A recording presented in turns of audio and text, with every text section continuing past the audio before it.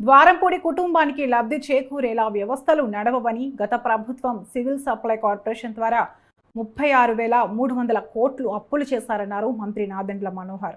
1,600 కోట్లు రైతులకు అప్పులు మిగిల్చారన్నారు. కాకినాడలో వ్యవస్థీకృత రేషన్ మాఫియా జరిగిందని, ఒక కుటుంబం కోట్ల రూపాయలు సంపాదించారని ఆరోపించారు. చిత్తూరు నుంచి కాకినాడ వరకు గ్రీన్ ఛానల్ ద్వారా రేషన్ మాఫియా జరిగిందన్నారు. రాష్ట్రంలో 251 మండల లెవెల్ స్టాక్ పాయింట్లలో వెరిఫై చేశామని, 19 కేసులు నమోదు చేశామని వెల్లడించారు. ప్రజలు నమ్మకాన్ని నిలబెట్టుకుంటామని, ధాన్యం కొనుగోలులో రైతులకి అన్యాయం జరగకుండా చూస్తామన్నారు.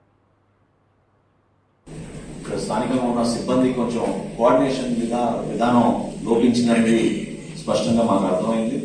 వాళ్ళకి ఇంకా అవగాహన పెంచే విధంగా, వాళ్ళ బాధ్యత పెంచే విధంగా, ఎందుకంటే ఈ శాఖ ద్వారా మేము మిడ్ డే మీల్ స్కీమ్స్ అందించే పౌష్టికాహారం కూడా మేమే అందిస్తాం. అదేవిధంగా అంగన్వాడీ కేంద్రాల్లో కూడా మేము అందించే సరుకు, వెల్ఫేర్ హాస్టల్స్ కూడా మేము అందించే సరుకు ఖచ్చితంగా నాణ్యమైన సరుకు, ఎక్కడ కూడా తునికల్లో పొరపాటు ఉండే విధంగా మా దృష్టికి వస్తే సీరియస్ యాక్షన్ తీసుకుంటాం.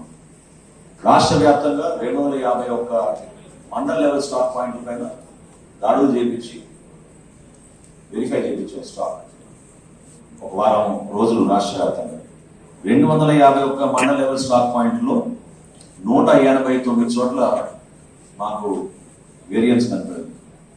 ఆ వేరియన్స్ ని బేస్ చేసుకుని ఎవరైతే సప్లయర్స్ స్టాక్ అందించారో వాళ్ళపైన 19 కేసులు ఆల్రెడీ నమోదు చేయడం జరిగింది. వాళ్ళని బ్లాక్ లిస్ట్ చేయడం కూడా జరిగింది. ఈ విధంగా మేము ఒక పారదర్శకంగా, ఎందుకంటే మన కాకినాడలో చూస్తున్నాం,